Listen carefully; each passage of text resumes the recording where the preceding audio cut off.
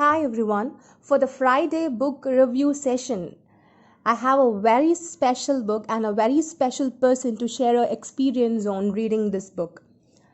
And that special person is my friend Kavita Arun Kumar. Many times I see Kavita as my inspiration and I've shared that to her. Today, Kavita has given an emotional meaning to this entire book. The book name is The Man's Search for Meaning by Viktor E. Frankl. Let's watch the video.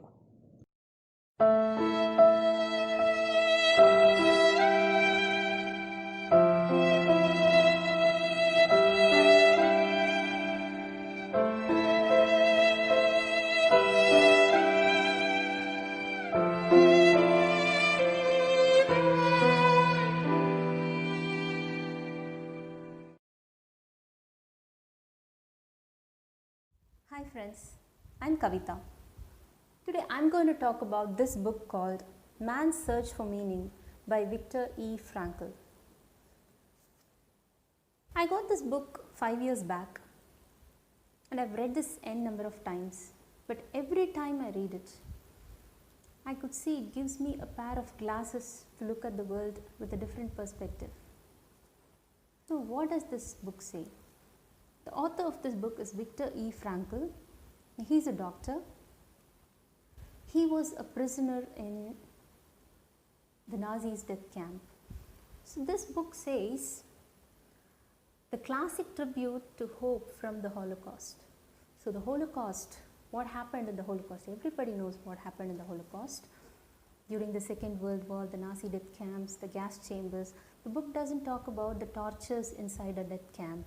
It rather talks about more meaningful stuff. That is how a person is able to survive a very difficult situation like a Holocaust. How he was able to survive the Holocaust. He had three things he talks about. One, he was a doctor, so he had his research papers. It was supposed to bring enlightenment to the human society, logotherapy. So those research papers, he had to publish them. He had that work calling him. He didn't want to die in a death camp. So that gave him the most required hope. What was the other thing? Love. So he was very much desperate to meet his wife. He was not aware that she was already killed. But that hope gave him the required strength, inner strength, to survive all the shortcomings in the death camp. Third was his courage. He had the courage, the inner strength to fight everything that was happening around him. So, we all know how a Hitler's death camp looked like. We've read a lot about that. So, you will not have anything to eat, you will not have enough water, you will not have a hygienic environment, and you will not be given a good dress. And there was also this pandemic called typhus, which was spreading very badly. How he was able to survive all that? So these hopes gave him the inner strength to survive. He says that the prisoners who actually died did not die of lack of food or lack of water. It was more of lack of hope. They thought they did not have a future at all. So it was better to die than survive. So that type of an attitude with no hope or with no future that they could think of, that is what actually killed the prisoners in the death camps, he says. And he also quotes Nietzsche's quotes again and again in this book, very ironically, but in a very positive way. So what does he say? What does Nietzsche say? He who has a why to survive can bear with anyhow. So if you have a reason to actually live, that is the hope. So if you have a why to live, anyhow, like even a Holocaust, even a death camp or anything can actually you will have the inner strength to bear with anything that is happening around you. That why will take you to that destination. And that he quotes in several places in this book. And there is another quote, very, very important, game-changing quote, which I really liked in this book. That is, suffering in itself is meaningless. We give meaning to the suffering by the way in which we respond to it. That means, he says, there is nothing called suffering. What is suffering? There is nothing called suffering. You give meaning to the suffering by the way you respond to a given situation. So it is not the situation that is actually giving you the trouble, but the way you choose to respond to a given situation is actually the trouble. So this is a paradigm shift, I would say.